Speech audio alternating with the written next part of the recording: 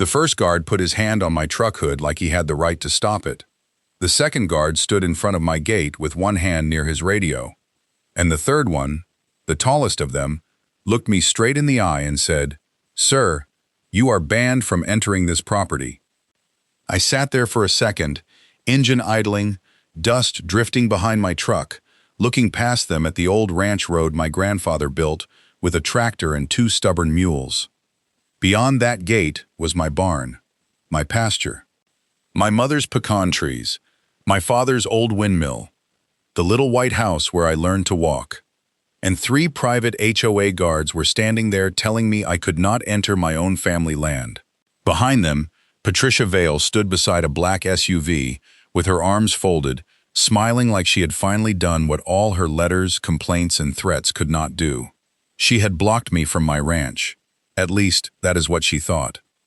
Because what Patricia did not know was that the little badge-shaped patches on those guards' shirts did not make them law enforcement. The printed ban notice in her hand did not make her a judge, and the gate she had ordered them to block sat on land my family had owned for nearly 80 years. So I turned off my engine, stepped out of the truck, looked at the guard blocking my way, and said, "Son, before this morning is over, you're going to wish you had asked who owned the dirt under your boots."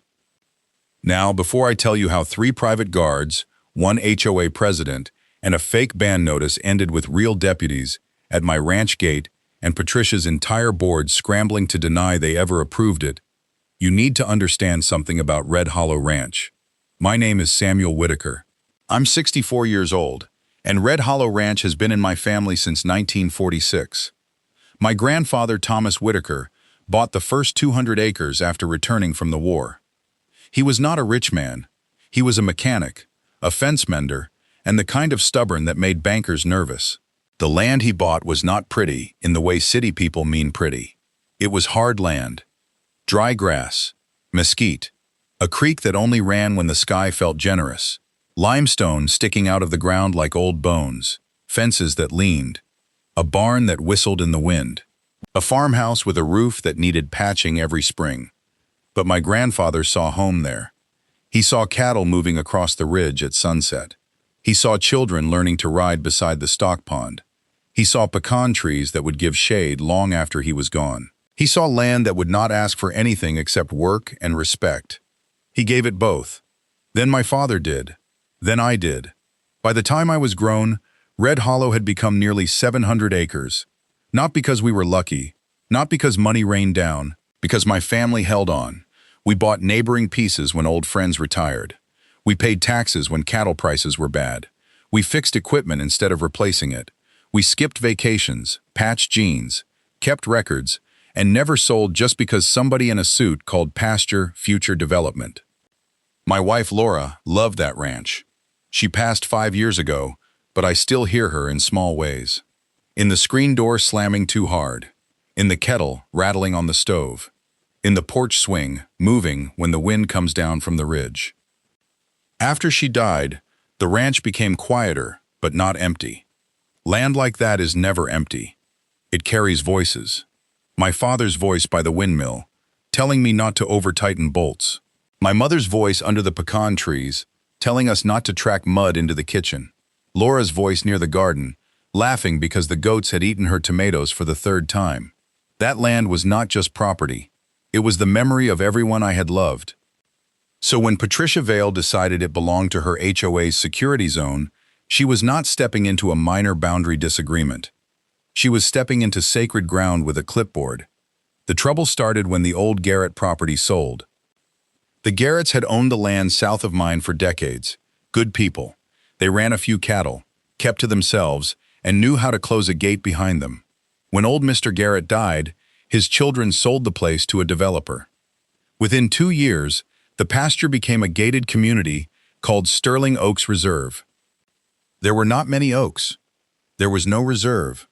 But there were big stone signs, smooth roads, perfect lawns, a clubhouse, a pool, a pickleball court, walking trails, and houses lined up like expensive teeth. I tried to be fair about it. People need homes. Families move. Towns grow. That is life. Most of the new residents were decent. They waved when they drove past. Some kids came to the fence to look at the horses. One man named Aaron once stopped to tell me my old windmill made the sunset look like a painting. I liked him for that. But the HOA was different, and the HOA president was Patricia Vale.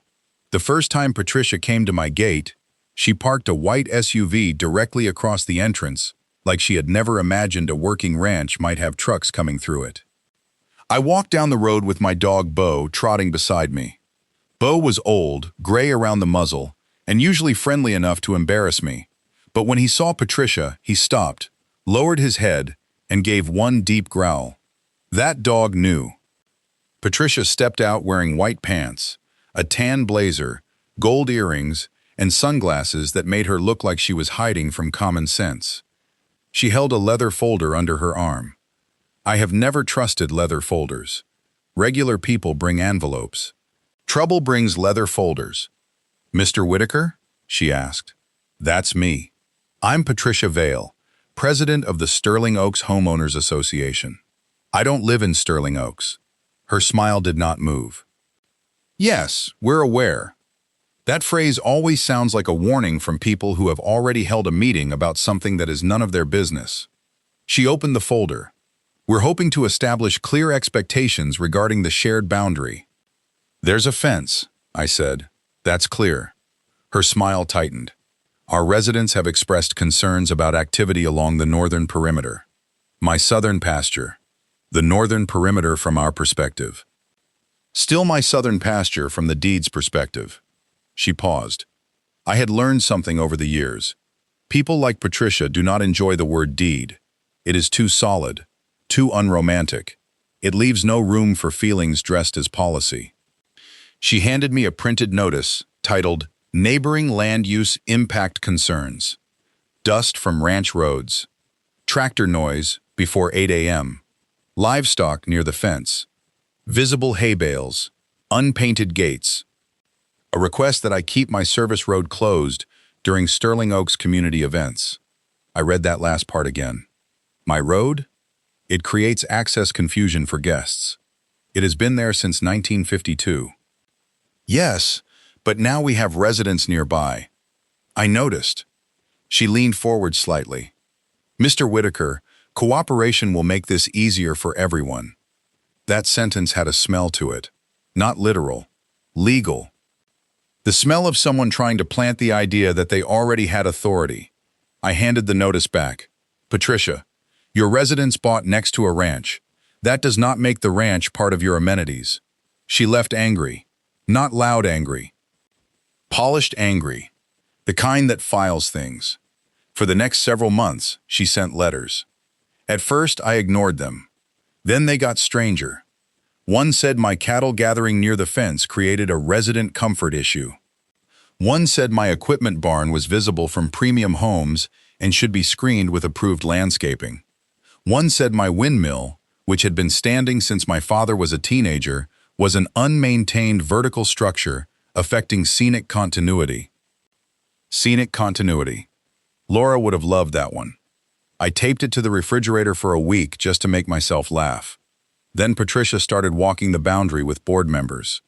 They took photos from their side, then from the road. Then, one afternoon, I caught 2 Sterling Oaks maintenance workers inside my fence line trimming brush near my service gate. I asked who sent them. They said the HOA had authorized perimeter cleanup. I told them the perimeter already had an owner, and the owner wanted them out.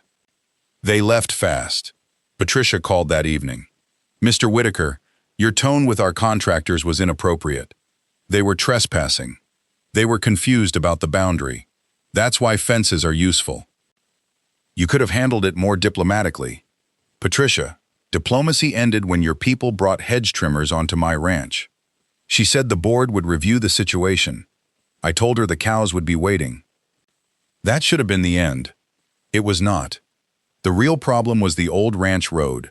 My service road ran from the county road through a wide metal gate, past the hay barn, and down toward the south pasture. It had existed longer than Sterling Oaks, longer than half the paved roads in that area. My father built it using caliche and crushed stone so feed trucks could get in during wet months. When Sterling Oaks was built, Their decorative side entrance went in near that same county road. Not connected to my gate, not sharing my road, just close enough that guests sometimes slowed down and wondered why my entrance did not have stone pillars and a keypad. Patricia hated that. She said my gate created visual inconsistency, then security confusion, then unauthorized access risk. That last phrase showed up in a board email one resident forwarded to me. The email said the HOA was considering enhanced perimeter enforcement because adjacent ranch access creates vulnerabilities. I was the vulnerability. Me. A 64-year-old widower with a hay barn, an old dog, and a tractor that only started if you insulted it first. A week later, Sterling Oaks hired private guards. They called the program Sterling Oaks Community Safety Patrol.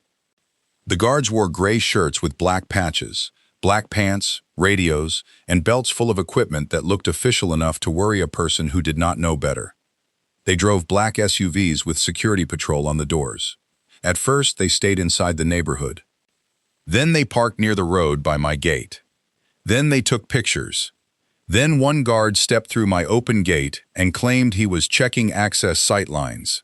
I told him he had 10 seconds to find the road again. He found it in 5. I called my lawyer, Rebecca Sloan, that same afternoon. Rebecca had handled ranch leases, fence disputes, water access fights, and one case where a developer tried to claim a cattle pond because it appeared on a marketing brochure as a blue space. She was small, calm, and carried legal danger like some people carry perfume. I sent her every letter, every photo, every email forwarded by residents. She called me back and said, "Samuel, this is escalating." I noticed. No direct confrontation unless necessary.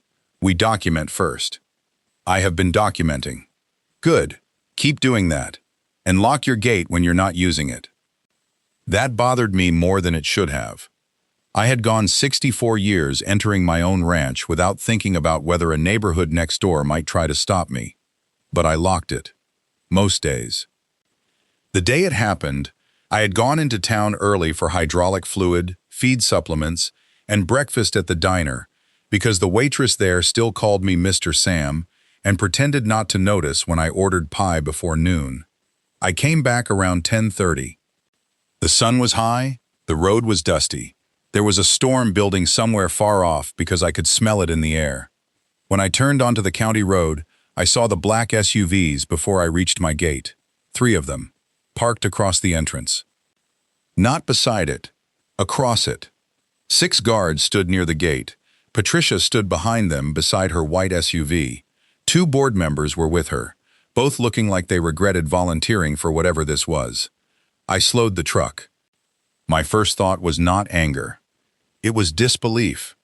There are moments when foolishness gets so bold, your mind has to walk around it twice just to see the whole shape. I stopped 10 feet from the first SUV and rolled down my window. "What's going on?" The nearest guard stepped up. "Sir, this entrance is closed." "It's my entrance."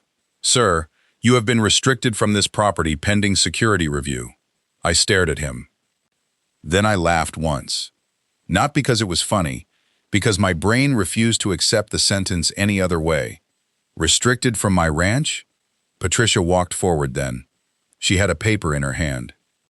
"Mr. Whitaker, due to repeated hostile conduct, unauthorized commercial activity, and your refusal to cooperate with boundary safety measures, Sterling Oaks has issued a temporary ban from association-adjacent access areas." I blinked. Association adjacent.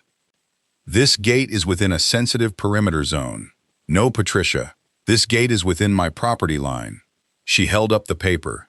"You are not permitted beyond this point until the board completes its review." I looked past the guards at my ranch road, at the dust, at the fence, at the barn roof in the distance, at the land my grandfather bought before Patricia's parents probably knew each other. Then I looked back at her. "You banned me from my own family land?" Her jaw tightened. "We banned unsafe access." The lead guard stepped closer.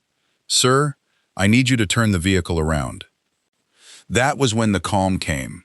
Not peace. Calm. The kind that arrives right before a man starts making decisions slowly enough to be useful later. I turned off the engine, opened the door, stepped out. The guard put one hand up. "Sir, stay in the vehicle." "No." "Sir." I looked at him. "Do not reach for me." He froze. "Good." Because everything after that would matter.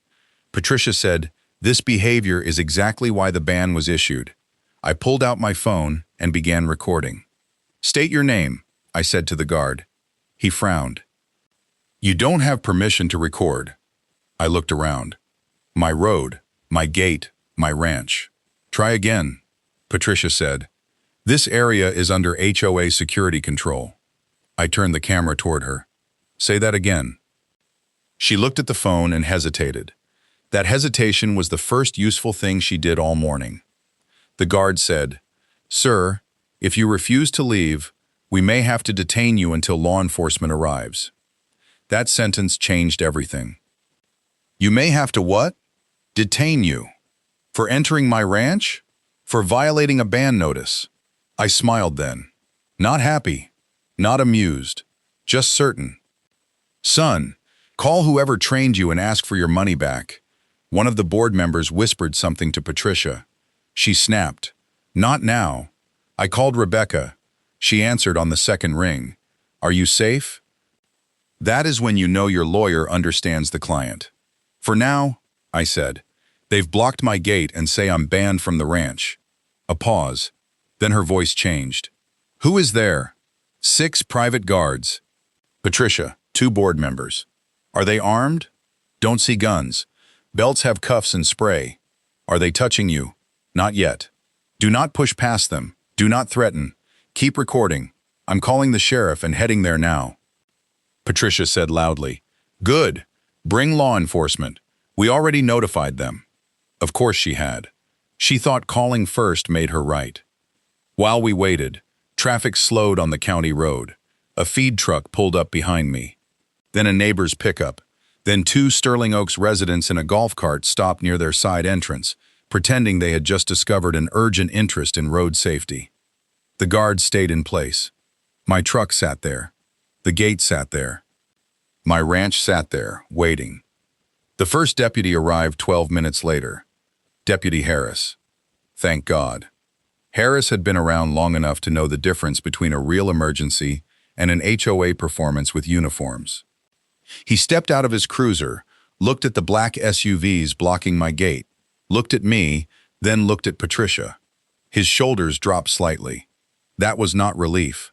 That was a man realizing his morning had been ruined by adults. Patricia rushed toward him. "Deputy, thank you. Mr. Whitaker is violating a security ban and attempting to force entry into a restricted zone." Harris looked at my gate, then at me. "Morning, Sam." "Morning." Patricia's face tightened. She hated that. People like Patricia depend on being the first source of legitimacy. A deputy knowing your name before reading her complaint weakens the spell. Harris asked, "Who owns this gate?" "I do." "Who owns the road behind it?" "I do." "Who owns the property behind that?" "I do." Patricia said, "The issue is not ownership, it's security access." Harris looked at her. "Ownership is usually a pretty big issue when someone is blocked from land." She held up the paper. "The board issued a temporary ban." "Against Mr. Whitaker?" "Yes." "From his own property?" "From association adjacent access areas." Harris took the paper. "Read it. Read it again." Then looked at the guard. "Move the SUVs." The guard hesitated. "We've been instructed to maintain the closure until the board's review is complete." Harris's expression went flat. "I'm instructing you to move the SUVs." Patricia stepped in. "Deputy, you don't understand the ongoing safety concerns." "I understand you have private security blocking a ranch gate. They are authorized." "By who?" "The HOA." Harris pointed at my gate. "Does the HOA own that?" Patricia did not answer. That was answer enough. The guard said, "Deputy, we're just following the contract." Harris looked at him. "Your contract does not outrank Texas property law." That was the first crack. "Not in the case." In the guards. You could see it in their faces. Until that moment, they had been standing there inside Patricia's confidence. Now they were realizing confidence did not come with immunity. Rebecca arrived 4 minutes later. She got out of her car wearing a dark blazer, sunglasses, and the kind of expression that makes paperwork nervous. She walked up beside me. Have they moved? No. She looked at Harris. Deputy. Ms. Sloan. Then she looked at the guards. Who is the supervising officer? One of them stepped forward. We're private patrol. That was not my question. Who is supervising this action? He pointed slightly toward Patricia. Rebecca smiled. Small, sharp. Perfect. Patricia said, this is a safety matter, not a legal ambush. Rebecca turned to her. Mrs. Vale, 6 private guards are blocking my client from entering his own ranch based on a ban notice issued by an HOA he does not belong to. The legal ambush began before I arrived. The board member behind Patricia looked like he wanted to evaporate. Rebecca asked for the security company name, contract authorization, guard license information, insurance details, and a copy of the ban notice. Patricia handed over the notice like she was handing a weapon. Rebecca read it silently, then said, "This is adorable." I almost lost it. Patricia's face went red. That is an official association document. No, Rebecca said. It is a letter with delusions. Deputy Harris did not smile, but his eyes did something close. Rebecca pointed at the SUVs. Move them now. If Mr. Whitaker is delayed further, we will be adding interference with agricultural operations, trespass, and civil claims against the HOA, the security company, and individual participants. The lead guard looked at Patricia. Again. That glance saved us time later.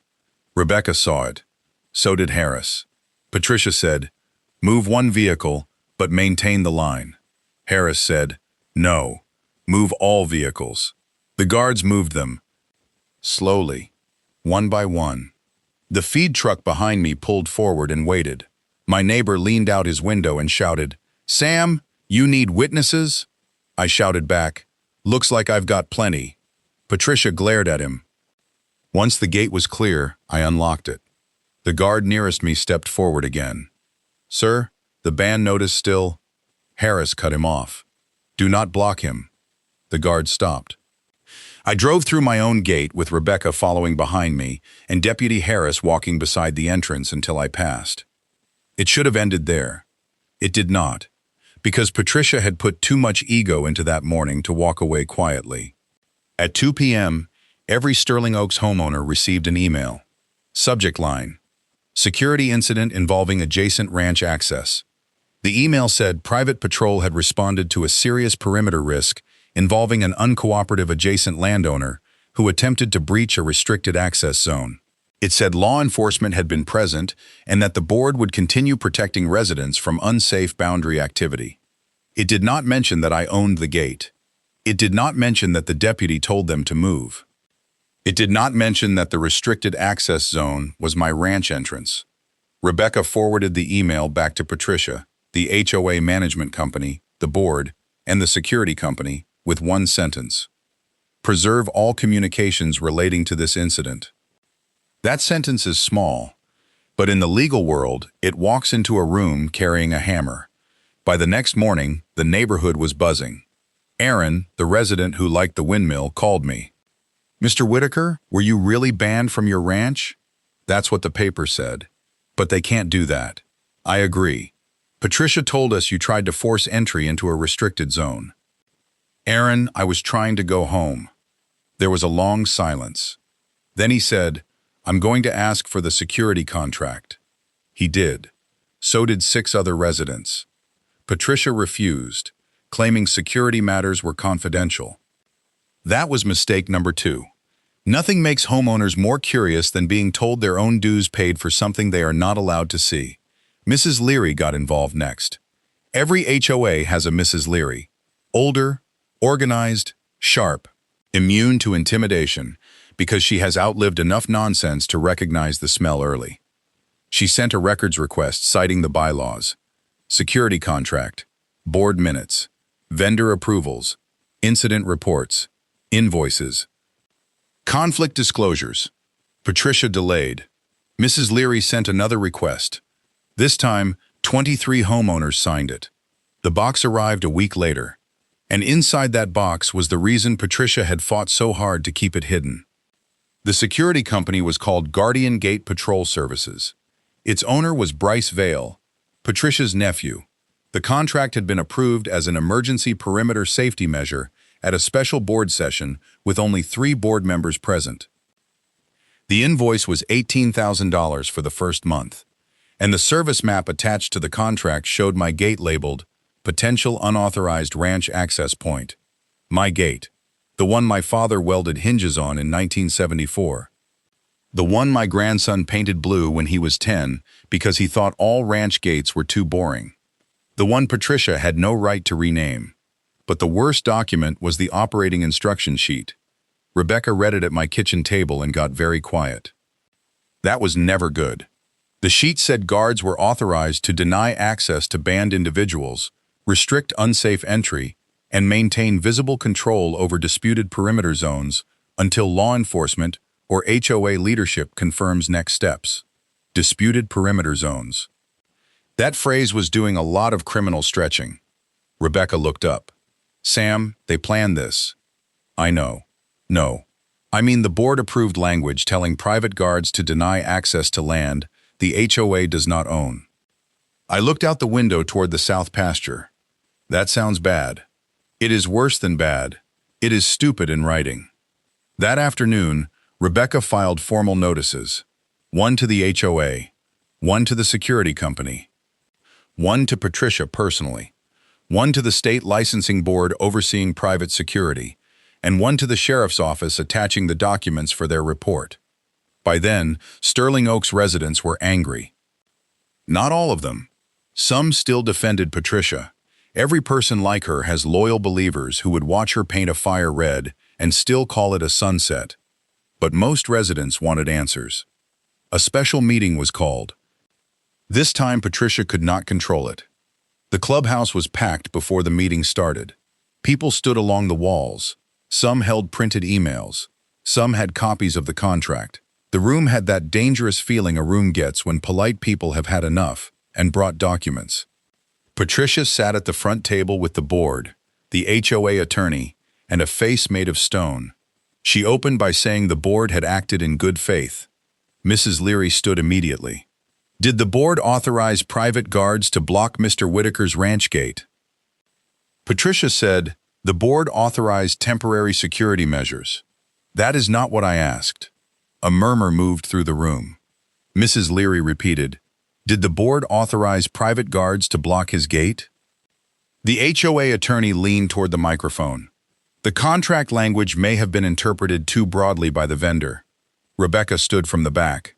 I have the operating instruction sheet if the homeowners would like to read it. Patricia's eyes flashed. This is an internal association matter. Rebecca smiled. You made it external when your guards blocked my client from his ranch. Aaron stood. Is Guardian Gate owned by your nephew? Patricia said, Bryce is a qualified vendor. That wasn't the question. Mrs. Leary said, we seem to be having a lot of those tonight. A few people clapped. Then Daniel Cho, the HOA treasurer, stood. His hands shook slightly as he held a folder. I was not told of the family relationship when the emergency contract was approved. Patricia snapped. It was not relevant. Daniel looked at the residents. It was relevant to me. That was the second crack. The first was the deputy moving the guards. The second was money. In an HOA, money opens eyes faster than morality. The residents demanded a vote. Patricia tried to delay. The attorney advised against it. A motion passed to suspend the security contract. A second motion passed requiring disclosure of all vendor relationships. A third motion passed ordering a formal apology to me. Patricia looked like she had swallowed glass. But she still had one mistake left. 3 nights later, one of my trail cameras caught a black SUV near my gate at 11:36 p.m. 2 men got out.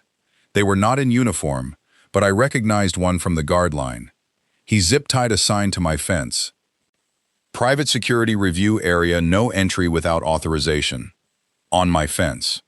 On my ranch. At night. I watched the footage the next morning while drinking coffee. Then I called Rebecca. She said nothing for a few seconds after I sent the video. Then she said, "That may be the dumbest thing they could have done." By noon, Deputy Harris had the footage. By 3 o'clock, the two guards had criminal trespass warnings. By the next day, the state licensing board opened a review into Guardian Gate. Bryce Vail claimed he did not authorize the nighttime visit. Then Discovery produced the text message. From Patricia. Put the sign back after dark if needed. We need to show continued control. Continued control. That was the phrase that ended her. Not because it was dramatic, because it was honest. For once, Patricia had written exactly what she meant. The board removed her as president in an emergency session 5 days later. The security contract was terminated. Guardian Gate refunded the remaining contract fee and quietly removed the badge-shaped patches from its website. The HOA's insurance carrier sent a letter reserving rights because the board may have acted outside covered authority. Rebecca said that was insurance language for, "We may not pay for your circus." The final settlement came 2 months later. Sterling Oaks acknowledged in writing that it had no authority over Red Hollow Ranch, my gate, my road, my pasture, my deliveries, or any person entering my property with my permission. They agreed not to direct guards, vendors, residents, or board members onto my land. They paid my legal fees. They paid for new security cameras at my gate. They sent a written apology. The apology was stiff, careful, and clearly written by a lawyer who had lost sleep over commas. Still, it said the words. That mattered. Patricia resigned from the board completely before the next annual meeting. Her resignation email said she was stepping away due to personal stress caused by unfair attacks. People who misuse power love calling accountability an attack. I heard she still lives in Sterling Oaks. I see her SUV sometimes through the trees. She does not look toward my ranch anymore. These days, the gate is quiet again. The guards are gone. The fake patrol signs are gone. The board members stay on their side of the fence. Aaron still waves when he drives by. Mrs. Leary became HOA president, and the first thing she did was remove the phrase perimeter control from every community document she could find. Good woman. Bo still sleeps under the porch most afternoons. The windmill still turns when the breeze is right. And every time I drive through that blue gate, I think about my father welding those hinges, my grandfather dragging that road into the world, my wife planting flowers by the fence, my grandson with paint on his hands declaring the gate needed color. That is what Patricia never understood. To her, land was a line on a map that could be renamed if the right committee voted on it. To me, it was family. You do not ban a man from his family. You do not block him from the road his father built. You do not hand private guards a paper and expect them to stand between a rancher and the ground that made him. Fake authority can look powerful from a distance. Black SUVs, matching shirts, radios, ban notices. Words like safety, perimeter, restricted, review. But up close, authority has to answer a simple question. Who gave you the right? Patricia never had an answer. She had a folder. She had a nephew with a security company. She had a board too tired or too trusting to read the contract. She had guards willing to stand in front of the wrong gate. But she did not have the deed. She did not have the law. She did not have the county. And she did not have my permission. So yes, I went to my ranch. HOA guards blocked me. They said I was banned from my own family land. And by the time it was over, the only people banned from that gate were the ones who thought a private uniform could erase 80 years of ownership.